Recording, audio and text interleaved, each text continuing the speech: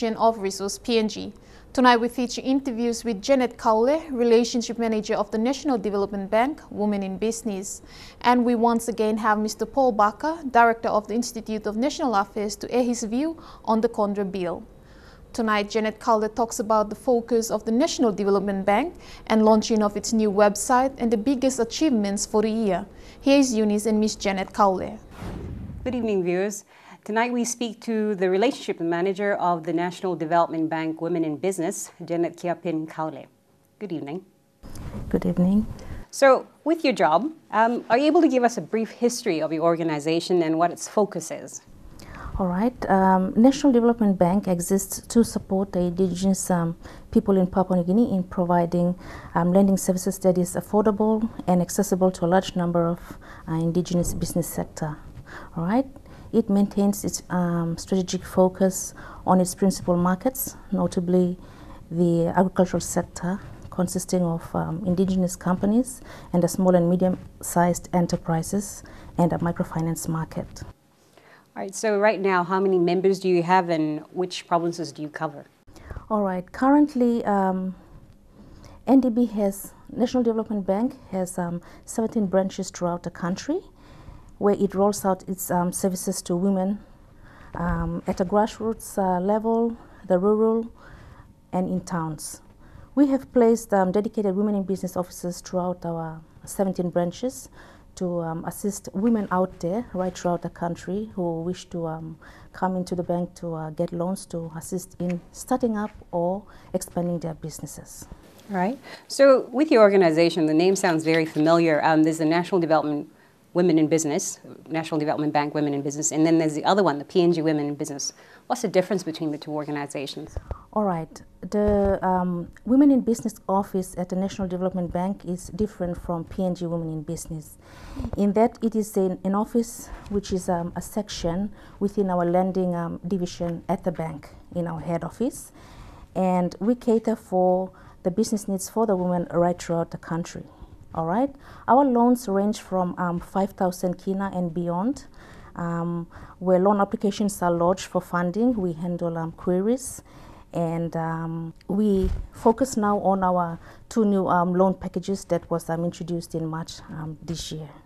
Anybody can come to the bank. Anybody, meaning any women at whatever levels or where they're coming from in the country, can come freely to the bank to seek assistance to by way of getting loans from the bank. We do not ask the women that come in to join NDB or to pay a membership fee or to have a savings account with us, but we can assist with their business needs here in starting up businesses or expanding their businesses. So it seems you give advice and it's just for starting up businesses then. Starting up businesses to all sectors in the country.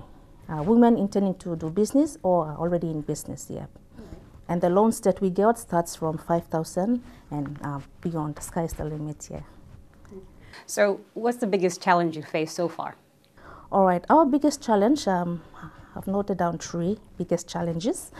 One is we have to meet a huge number of queries and visits now by the women after the women in the country learned of the new products, the startup pack and the grower pack that was launched during the inaugural NDB Women in Business Summit in March this year. That is our biggest challenge. We've been having a lot of phone calls, emails, and even women accessing the website, sending through emails, and that has been happening not only in our head office and broker branch, but right throughout the country. That's one. The second one, we'd like to have a wider coverage of our new loan products that is on offer currently to all businesswomen throughout the country, a wider coverage of what we have to offer to the PNG business women.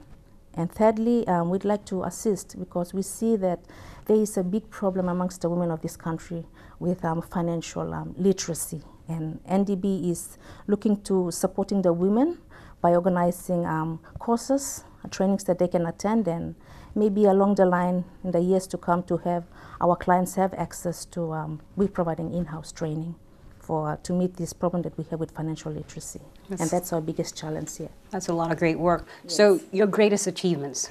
All right, our greatest achievements so far. Since the desk Women in Business office was set up in 2010, We've done a lot of road shows, multiple road shows throughout the country and promotions.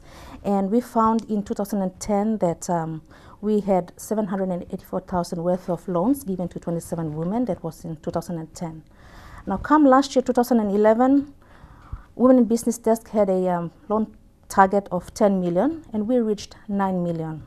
Okay, 9 million was given to 90 women in the country, and that was our biggest achievement so far since the inception of the Women in Business Desk at the National Development Bank. For 2012, due to our performance in 2011, the board and management have given to us a target of 20 million this year to give to women right throughout the country who are wishing to start up or expand their businesses. So it will cover the 4 regions in the country. And so far to date, we have given 3.3 million to 45 women. Now that's on the how much we've given so far. We also did, there are 4 things that I'd like to make mention also.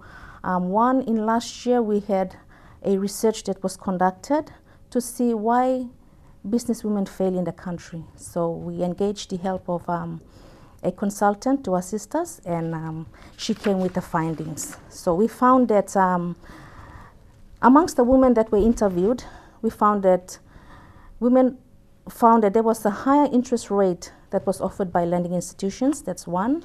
Secondly, the higher requirement in equity for loans. So security and equity for loans, it was very high. The research also found that women, a lot of women in PNG lack confidence in starting businesses. That was one of the biggest factors that was found out whilst she was doing the research. And it was discovered that financial illiteracy is a big problem amongst the women of Papua New Guinea. All right. From the research that we had with the findings, we decided to counter what we encountered during the research, what came up. So the bank decided to come forward and make strategies to meet what the women want. So they listened to the cries of the women of this country, and the 4 things that came out of the findings were National Development Bank Women in Business staged its inaugural NDB Women in Business Summit in March this year. We also had the launching of a new website and the launching of a new startup and grower packages that we have now that is hot at the moment. And we're also looking into conducting and arranging literacy to meet the financial illiteracy that we have, to have training and courses arranged for women to attend. So that has been our biggest achievement so far till now. Yeah. We will continue on with the interview, and that will be right after this short break.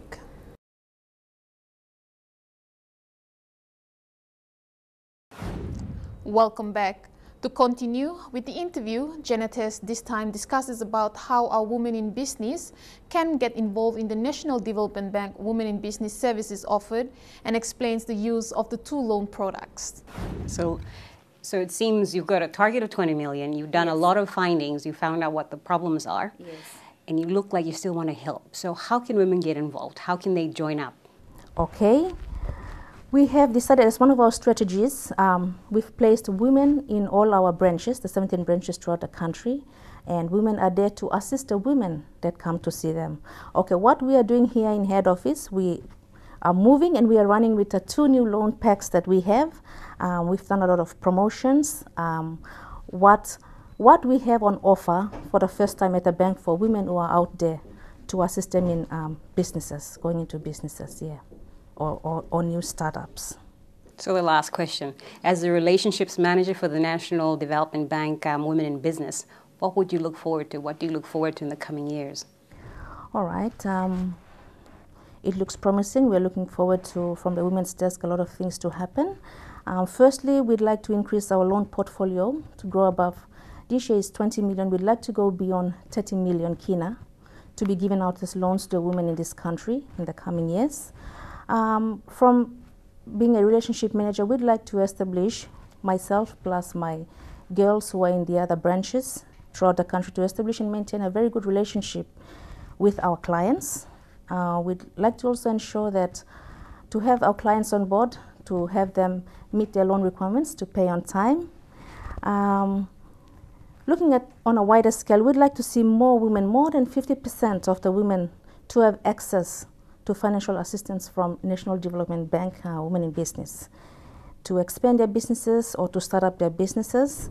And we'd like to contribute more to the growth of the women SME sector in PNG. We'd also like to alleviate this financial illiteracy that we have right now, and we'd like to have the women upskill in business management and financial literacy.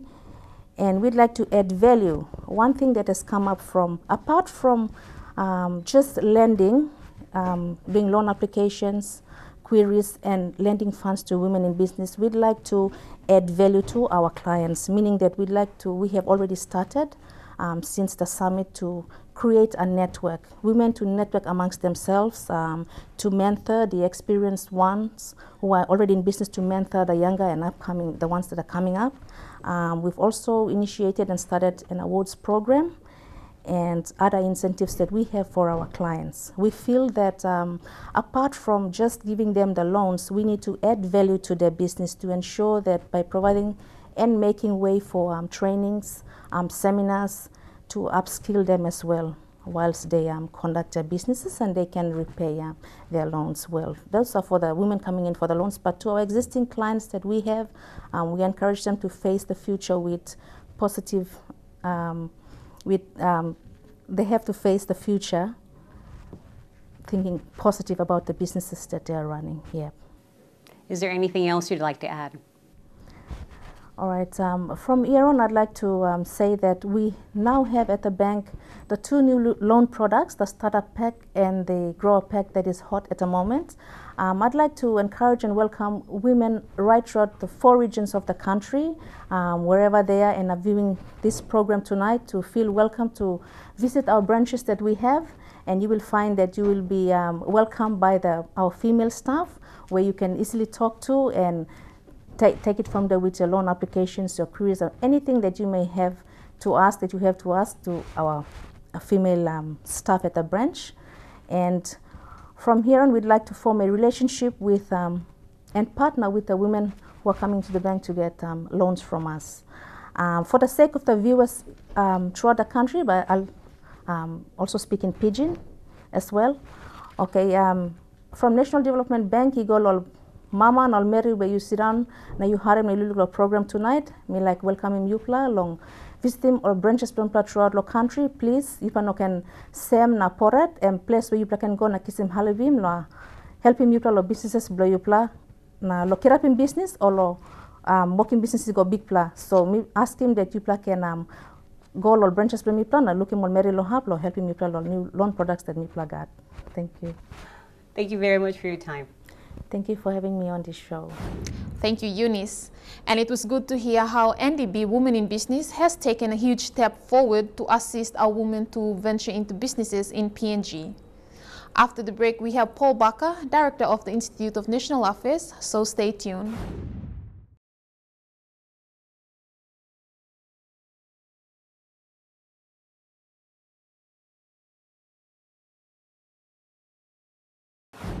Thank you for staying with us. Once again, we have Mr. Paul Baca on the program to talk about the resource ownership issue in PNG. Here he explains about the mining and petroleum sector being the backbone of the country. Good evening. Tonight we talk to the Executive Director of the Institute of National Affairs, Mr. Paul Baca. Hello. Good Welcome to the show. Good. Thank you. Right. So tonight's discussion, we'll talk about the mining and petroleum sector. It's been described as the backbone of the country. It contributes to about 1/3 of the economy. And theoretically, it's supposed to, that contribution should actually benefit the whole population of Papua New Guinea.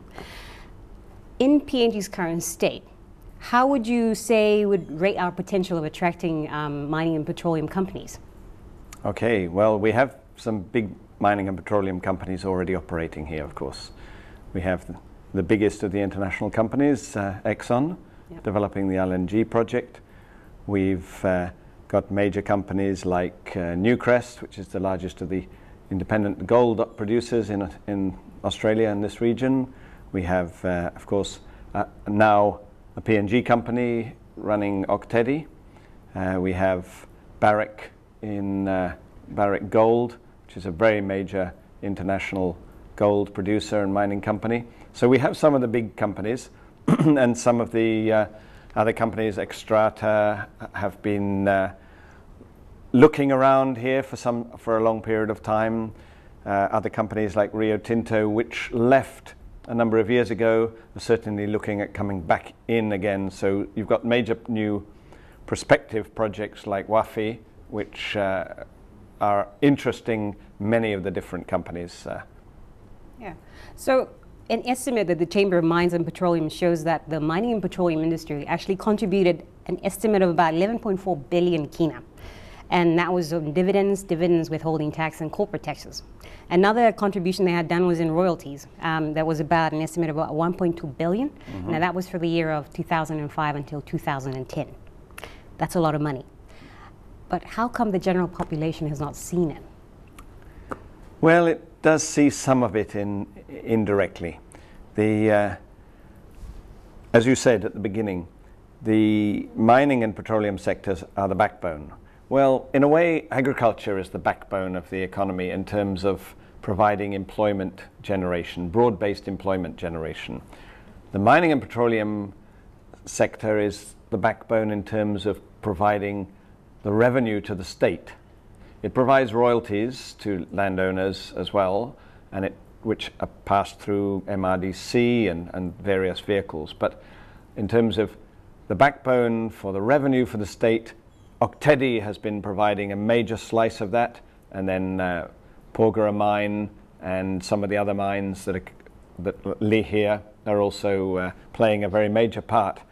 In the future, the LNG will, to a large extent, take over the revenue provision as some of these major mines, current mines, start to fade and wind down, and of course the oil from Kutubu also winds down. So LNG will take over from that. So that provides the revenue to the state. The state then uses that money, in theory, for building and maintaining roads, for providing the basic public services, health, education, and other services. Now, of course, as you are aware, a lot of those services have not been improving, and in many cases have been deteriorating around the country, so that roads and health education services are less accessible in many of the rural areas. Airstrips are run down. There used to be about 650 airstrips. There are now only about 200 functioning, and some of them are pretty unsafe, as demonstrated by some of the air accidents that have happened in recent years. So yes, service provision is occurring, but as we know, too much money is also being wasted, and wasted in terms of money that's disappearing offshore. Various leaders and others are buying property in Australia that's private property rather than and further afield as well, and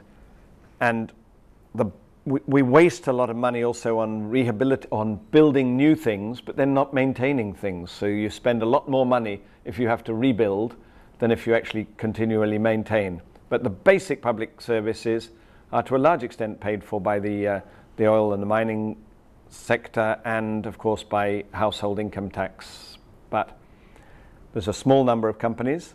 There are a lot of companies that are sidelining, who are avoiding paying taxes of one sort or another. Not in the mining sector, although some of them have been given some pretty good tax holidays. Right. Ramu Nickel has been given a 10-year tax holiday, and some of the other projects also have extensive tax holidays. So.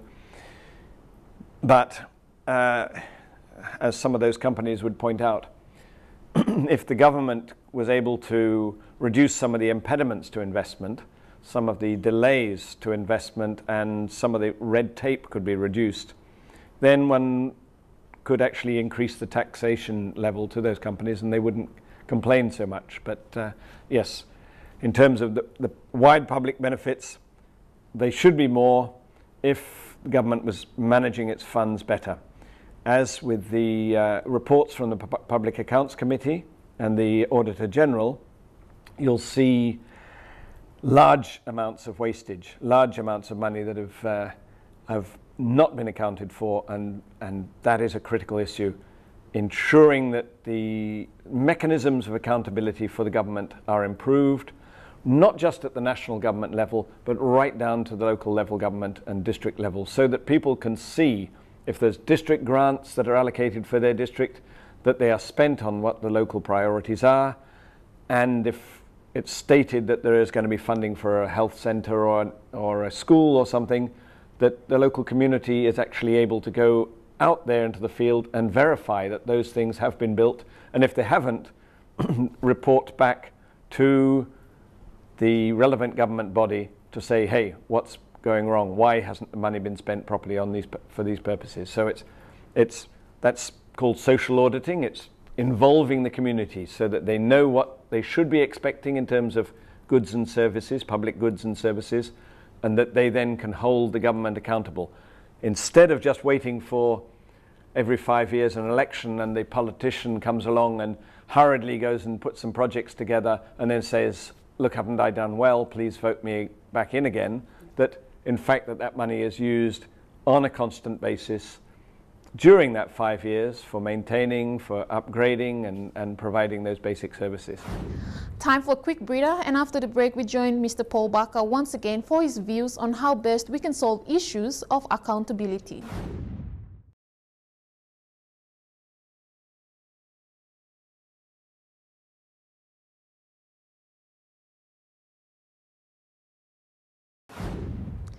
Time for a quick breather, and after the break we join Mr. Paul Barker once again for his views on how best we can solve issues of accountability.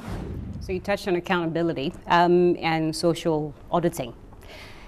The National Research Institute had done a report on Pagera, and they had talked about they've seen a lot of payments being done to the people, the landowner companies, the provincial government and the national government. But there's not a lot of tangible benefits on the ground. In your opinion, as the executive director of an INA, how do you think they'd solve that problem or handle it better? Well, it's all across the board. We have to improve the mechanisms of accountability across the board. You need to have the leaders understanding what the laws are, the Public Finances Management Act, the correct procedures for public tendering to make sure that one gets the best deal possible. You're not paying through the nose, as it were, paying totally excessively for a contract, that there are standards that have to be achieved when it comes to delivery of goods and services for the government, that there is proper supervision of the task that is undertaken to meet those standards, including standards to ensure that they don't just collapse. Say a new road or a bridge doesn't immediately collapse, but is actually survives for the longer haul.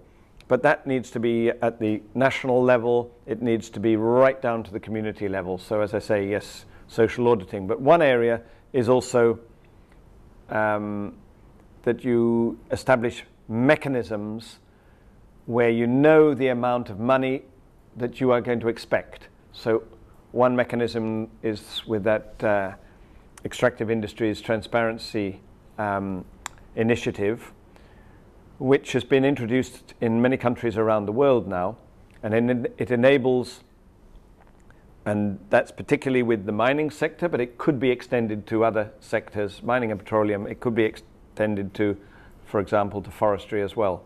And it enables the company to provide all the details of its transactions and the government to provide the details and basically to share those details and make sure that there aren't inconsistencies.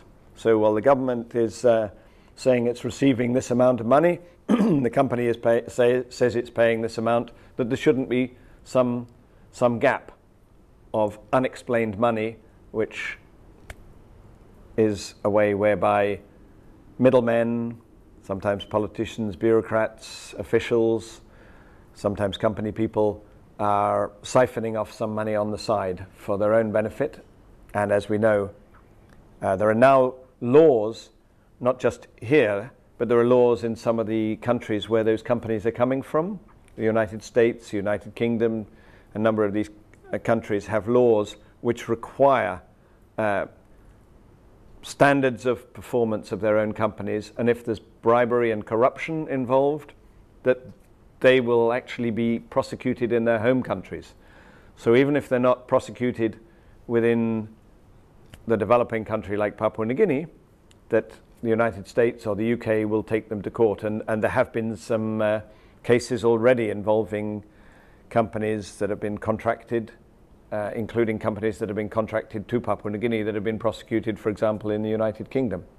There was one company that was involved in provision of bridges and bridge material, and it was prosecuted actually over some contracts in another country, and their directors were sent to prison in the UK. So that provides a bit of a disincentive for companies.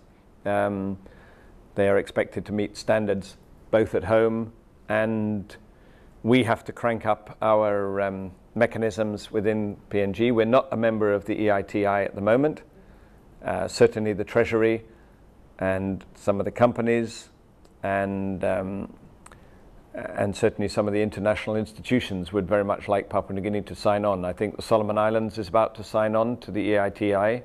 Papua New Guinea really needs to do so as a mechanism to improve transparency and ensure that the funds are consistently managed. But then, as I say, then you need to go down the next level to make sure that the funds, the revenue that goes into the state are fully accounted for right from the time that they go into the Internal Revenue Commission and then across to Treasury into the consolidated revenue, right through till the time that they go to the relevant implementing institution. But as we know, there are a number of places where abuses can occur, and a lot of money, particularly during the resource boom when the prices of commodities went very high in 2007, 2008.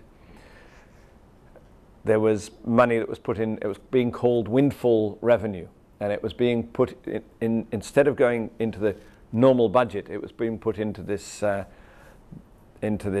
windfall reserve, as it were, into trust funds. And in Papua New Guinea, unfortunately, trust funds are often not trusted because they are often not being monitored as closely as they might be. And some of them were put into these trust funds and then were shifted into other trust funds. So the money was still somewhere there in the banking system, but it moved across to these other accounts, not able to be so readily supervised by the central bank.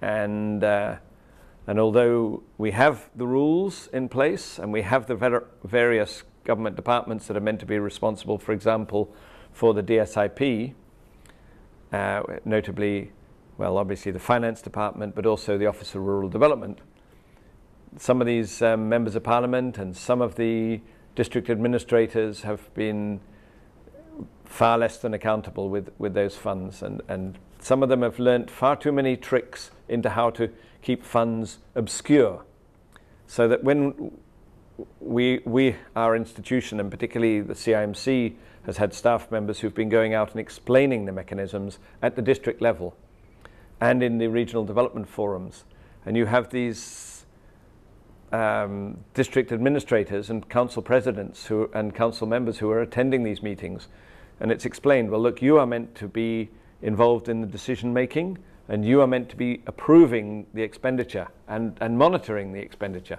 And then these local leaders say, well, we're completely unaware of this process, and we've never signed off anything. And then they get quite upset when they discover, well, look, these are core funds for core purposes, and we haven't received any funding. And then they discover, well, from the records, much of these funds has been spent. So they say, well, where has it been spent? Well, these are the questions that the whole community should be asking. They need to know what the money that is coming into government is, that is coming into their provincial government, that is coming into their district and local level government, and then they need to know where the money is being spent. And unfortunately, many members, many officials, but also I'm afraid the press is sometimes guilty as well. They're often saying, the member has donated this, the member has donated that, and there's a big ceremony, and everyone applauds the member for his generosity, as though the money is coming out of his own pocket, whereas quite clearly the money is public money. It's come out of the required tax payments by resource companies, and by resource company employees, as well as public servants and anyone who's in a formal sector job who pays taxes, but also out of GST when people are buying things in the stores. They're paying their GST and the money goes into the government revenue and then is being spent. It's public money that is being spent, which is meant to be being spent on the key priorities, but is often being spent on low priorities and sort of a fleet of new vehicles or something like that, and the member is being congratulated for his generosity. No, well, it's public money, not his money. I'll just backtrack a little. The EITI, we are not members of that. How will Papua New Guinea qualify to be a member of that? Well, first it has to make a decision that it wants to be. And as I say, within the government, the Treasury is fairly enthusiastic to proceed. And I think some of the Minerals Authority, some of these other government agencies are keen. Certainly the Chamber of Mines and Petroleum and many of the mining and petroleum companies would be keen also, because it helps them to demonstrate that they're being transparent as well. So there is a committee that is already meeting involving government, companies and civil society organizations, for example, Transparency International, ourselves and others. It is meeting, looking at the steps that are required actually to become an EITI member. And it does require certain standards and mechanisms of accounting that are put in place to ensure that the company books are consistent with the government books, and that the government does record and makes that information publicly available. So these mechanisms, it takes a certain amount of extra work, but the benefits certainly exceed the costs. We'll be right back after the short messages.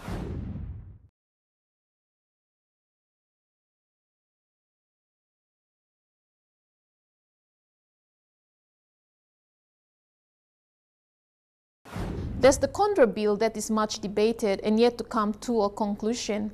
Paul Baca explains further on this. So it was noted that this bill was put through Parliament without much consultation with the industry. How do you think that would have been handled better? Yes, well, it was being pushed, but it's never actually been passed by Parliament. So we don't actually have it. Still only a bill that's sitting there. Private members are not obliged to go and consult with anyone. Any member of Parliament is able to go and present a private member's bill. It's not a government bill. The government had mixed views. We heard certainly the Minister for Mines, when he first became the Minister, Byron Chan, in August last year, stating his strong support for this. But the Prime Minister O'Neill was expressing much more reservation about it and reassuring the industry. So there wasn't a consolidated position. As you know, the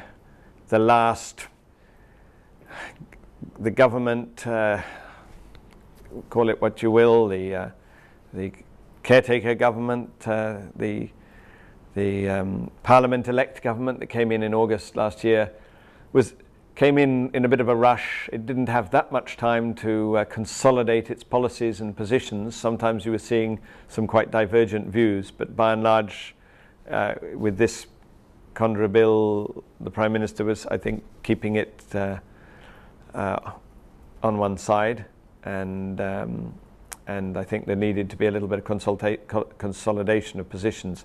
When the new government comes in after the election, hopefully they will spend a little bit of time, or adequate time at the beginning. You'll have a load of new members of Parliament, will be members.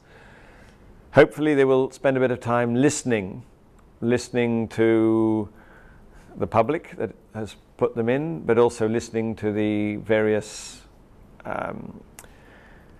interest groups, which doesn't mean they have to follow those interest groups, but they need to consult with them and hear the Chamber of Mines and Petroleum, hear the policy institutes like the National Research Institutes, listen to their own government departments, not go straight in and think that they know it all already, and think of the pros and cons and full implications, and remember what government is there for as well. I mean, government's basically there to provide a range of basic goods and services, and it's not really there to be going wildly into commercial investments itself, into major new what often turn out to be white elephant projects. Its fundamental job is to ensure the sound law and order for the safety of its citizens, that they're protected, that the borders are protected, that it's able to collect revenue for delivery of those services, that it's providing basic education and health services, agricultural services, and these things. There's enough revenue there to provide these basic services, and particularly, obviously, also the basic infrastructure, the ports, the roads, etc., which then enable the private sector. And the private sector is everything from the biggest companies like Oil Search right through to the small farmer out there producing vegetables or coffee, that need that infrastructure that will be funded to a large extent from the resource sector. If the government tries to go and come in with a lot of grandiose new schemes, spends a lot of money on buying up shares, fails to encourage competition, and therefore keeps the prices up by maintaining monopolies in state-owned enterprises, and spends on a lot of unaffordable new grand projects, then it will be doing a disservice, and those members of Parliament have to look at all the pros and cons and the implications of everything, and certainly the Condra Bill is one of them. It's a populist piece of legislation, something that sounds good when you're campaigning and you say, well, I'm going to give all the resources to you, the people, but the implications are, well, if the people own all the resources, if you have small groups of people owning all the mineral resources, well, you may create small groups of extremely wealthy people, but as we know, where you've got resources at the moment, the landowners are the resource owners of the forestry. But we've seen a small number of people enriching themselves exceptionally, both some Papua New Guineans and some of the foreign resource companies enriching themselves phenomenally, and the majority of the landowners of the logging areas are left with pretty well nothing other than a big mess where the log pond is, and their resource having been severely damaged. So if there's a model where the landowners are owning the resource, the same with the SABLs. The state has been giving away people's land, customary land, which is theirs, without consulting them. So again, there's an abuse. So just changing the laws and saying, well, now the minerals belong to you, doesn't mean that all the resource owners will become suddenly beneficiaries. We'll probably still see the abuses that are occurring in the other areas, but we also have that risk that the Constitution of Papua New Guinea requires the state to deliver fair and equitable benefits from being part of Papua New Guinea to people out in the back sticks, if you like, of Telefomen or Green River, as well as on the doorstep of the National Capital District. So if you then give all those resources and control and ownership of all those major LNG or oil or gold resources just to small groups, then you're going to end up with small pockets and the state having no inadequate funds actually to provide education, health services to people in the cities, let alone the people in the remote areas. And we already have very severe variations in the amount of money that goes to some of those provinces. The poorer provinces like Sandown, Chimbu only get a very small fraction of the basic money that is required for the delivery of public services. So we need actually to be improving the equitability of distribution of funds to all the provinces and to the districts even now. More discussion regarding the Contra bill, so stay tuned.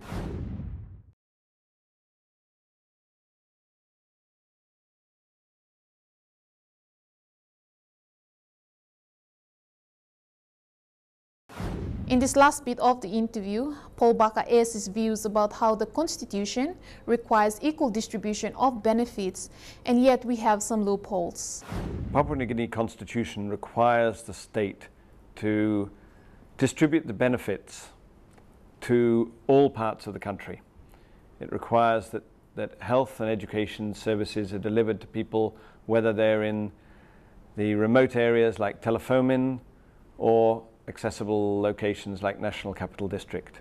And if there was a major handicap in or reduction in the revenue that went to the state, and small pockets of the community were able to effectively enrich themselves and deprive the state of its capacity to redistribute, then that would be seriously undermining that constitutional obligation. It's an obligation that is already not being met. So that if you look at the National Economic and Fiscal Commission's reports on the distribution of various grants, the poorer provinces like Sandaun and Chimbu, for example, received totally inadequate funds even to be able to deliver basic services, health and education and roads and so on. As it is, when the money goes to the provinces, many of the provinces, including many of the richest provinces, are not putting the money into those functions. And that's again another example of the need for ensuring a reasonably equitable distribution of benefits to the provinces and the districts. Western Province and Southern Highlands are two of the richest provinces in the country, and yet the people in those provinces have got some of the poorest services in the country. And why? Well, because some of the money that they've had just disappears into the system. Southern Highlands has had multiple duplications of positions. You've had major fund mismanagement by provincial governments, but again in Western Province, a lot of invoices are placed with the authorities, and then they're just paid, and they're bogus invoices, and they're paid out for services that are not even provided. So often having more money doesn't necessarily mean improved services, and that is one of the big issues. There's a dangerous expectation, and I think it's associated with the current election process. There's a lot of demand to become a parliamentary member. 4,000 candidates there. People really think that they're going to be onto a winner if they get into Parliament. Big expectations, but as we know, expectations of large sums of money often result in funds not being managed well. And Western Province and Southern Highlands over the last years, Southern Highlands, by that I include Hela, they have been examples of how a lot of money has encouraged misuse of funds and hasn't resulted in. So some of the poorer provinces have actually administered the funds more effectively. They haven't had as much in the way of funds, but they've targeted it more carefully. And as PNG progresses towards LNG development, it's really crucial that the country doesn't just look forward to a bonanza, but recognizes that it has to manage the money that it has now properly, and when that fund comes in the future, that it manages that extra LNG funds as well. But as I said earlier on in the interview, the LNG money, it's not like a large amount of additional revenue to the state. To a large extent, it's just replacing the revenue that is coming at the moment from some of the mining projects. So again, part of the pressure from under the Contra bill has been to be able to participate in a big new resource growth, but it's the resource growth is much steadier. That the amount of money and the expectations should be subdued, and we need to make sure that we manage all aspects at the government level and at the field level, and look after the interests of the resource owners, including with MRDC, but other successor, well, not successor, but other entities which are meant to be managing royalties that are coming in from. But also, of course, we have to make sure that the landowner companies are given every benefit and support to be able to function, because these are a major means whereby the local communities are going to benefit from their resource developments. And we have a number of landowner companies like Anatua over in Lihir, and some other companies, EP with Porgera, which are doing well, have developed into very sound business enterprises which have sustainability. But as we know, there are a lot of other landowner companies around the country which are fly-by-night entities. They receive the money, they spend the money, and then they're not around. And then, of course, you have a situation like perhaps with Missima, where a mine has come and a mine has gone. Expectations have really grown. For a while, they've had a good hospitals, and then because nothing really has been invested away for the longer-term future, and the government hasn't really been providing its part of the role very well. There's a level of disillusionment with a lot of people no longer involved in agricultural production, used to mineral benefits, but you know, disappointed, except for those who've managed to get utilize the skills which they gained when they were involved in the project there to get jobs in other mining projects. So you've got, yeah.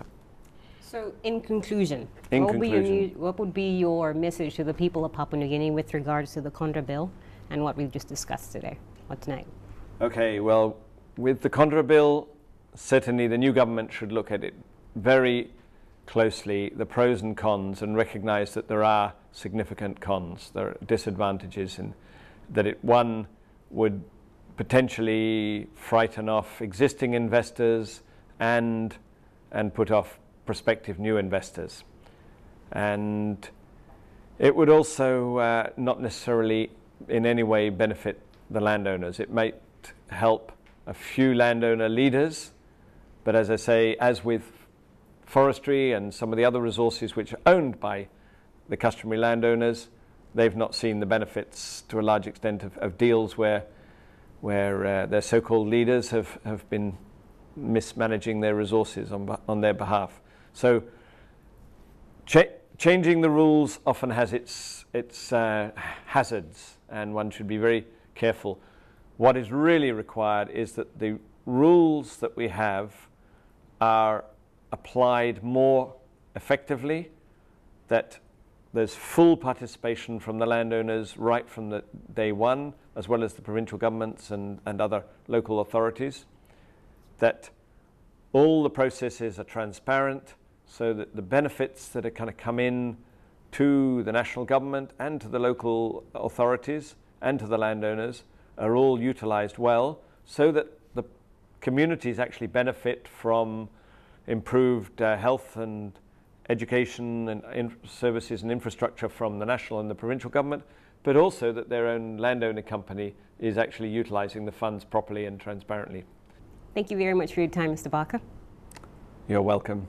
Thank you. That's all we have for tonight. Thank you for joining us. For more information on the show, do visit our MTV online site, www.emtv.com.pg, or email us resourcepng@mtv.com.pg. Until then, good night and God bless.